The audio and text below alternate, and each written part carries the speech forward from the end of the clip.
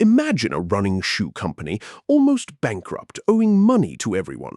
Its first shipment of shoes stuck at sea. Most people would have said it was over. But a few people saw something different, something special. This story begins in a time when running was not a big sport. Not like today. Most running shoes were heavy and not very good for athletes. People just accepted what was available. This was the world Phil Knight, a young man who loved to run, knew well. He had run for the University of Oregon, a school known for its great track and field coach, Bill Bowerman. Bowerman was obsessed with making his runners faster and preventing injuries. He often cut apart shoes, trying to make them lighter and better.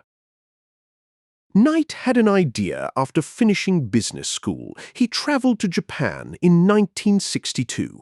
He found a company called Onitsuka Tiger that made good, affordable running shoes. Knight believed these shoes could be sold in America. He made a deal to become the distributor for Tiger shoes in the western United States. He sent a sample pair to Coach Bowerman, asking for his opinion. Bowerman was impressed. He offered to become a partner and design shoes. In January 1964, Blue Ribbon Sports was born, with Knight and Bowerman each putting in $500. This was their first big move, a small step for a simple idea, bringing better shoes to American runners. Their first business model was simple but very tough. Knight ordered 300 pairs of Tiger running shoes from Japan. He sold them right out of the trunk of his car at track meets, sporting events, and small local stores. He often visited college campuses and high schools, talking directly to runners and coaches. He listened to what they needed and what they liked. Bowerman, meanwhile, kept working on shoe designs in his small workshop. He would take the Tiger shoes and try to make them even better, lighter, and more comfortable for athletes. He sent his ideas back to the Tiger Company in Japan. They were always trying to improve the product, not just sell it. Every single dollar they earned was put straight back into the company to buy more shoes. They lived very simply and worked incredibly hard, driven by the belief that better shoes could help athletes perform better. They were building a business based on passion and quality, not just chasing quick money. In the early 1970s, Blue Ribbon Sports had grown. They were selling a lot of Tiger shoes, but a problem started to grow too. The Japanese company, Onitsuka Tiger, began to feel threatened by the success of Blue Ribbon Sports. Tiger wanted to take over the distribution themselves or even buy out Knight and Bowerman entirely. This put Knight in a very difficult spot. He had built the company, created a market, and invested years of his life. But he had no control over the shoes he sold. He knew he had to make a bold decision to protect his business. He decided to break away from Tiger and make his own shoes under a new brand name. This was the birth of Nike. It was a massive step, a huge risk. They needed designers, factories, and money for production. The very first shoe under the Nike name was called the Waffle Trainer, inspired by Bowerman's idea of pouring rubber into his wife's waffle iron to create a sole with better grip. This was their peak moment, choosing independence over easy money and betting everything on their own vision. But this huge step created a very deep and hidden problem: cash. Making their own shoes meant paying for everything: the factories, the materials, the workers, and the shipping. Before they just bought finished shoes from Japan.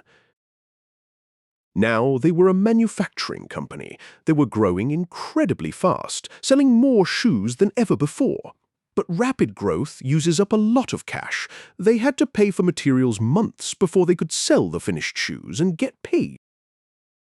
This meant they were constantly short on money. Banks looked at them and saw a new company with a lot of debt, and they were scared. They saw them as a very risky company to lend money to.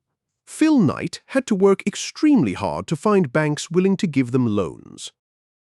He often had to move money from one bank to another just to keep the business running and pay their bills. They were making more sales, but they were almost always broke. This cash problem soon led to a full-blown crisis.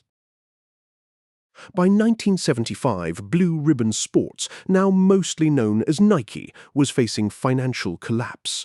The Japanese trading companies that helped them get materials were demanding payment. Banks were getting nervous and threatening to cut off their credit. On top of this, Onitsuka Tiger sued them, claiming breach of contract. This meant huge legal costs.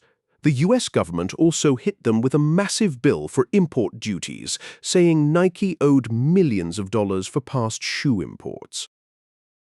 This was a devastating blow. Knight and his small team were fighting multiple battles at once. They owed over $25 million, which was an enormous amount of money back then. They had almost no cash in the bank. Phil Knight even thought about selling the company to pay off the debts. They were truly on the edge, days away from being unable to pay their bills, which would have meant the end of Nike.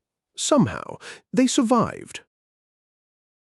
Phil Knight worked tirelessly, finding new banks and bringing in smart financial people to help manage the money. They fought the lawsuits and managed to settle the government's import duty bill down to a much smaller amount. In 1980, Nike went public, selling shares of the company to the public. This brought in much-needed cash and helped them become stable. Today, Nike is one of the biggest and most recognized brands in the world. It sells billions of dollars worth of shoes and clothing every year.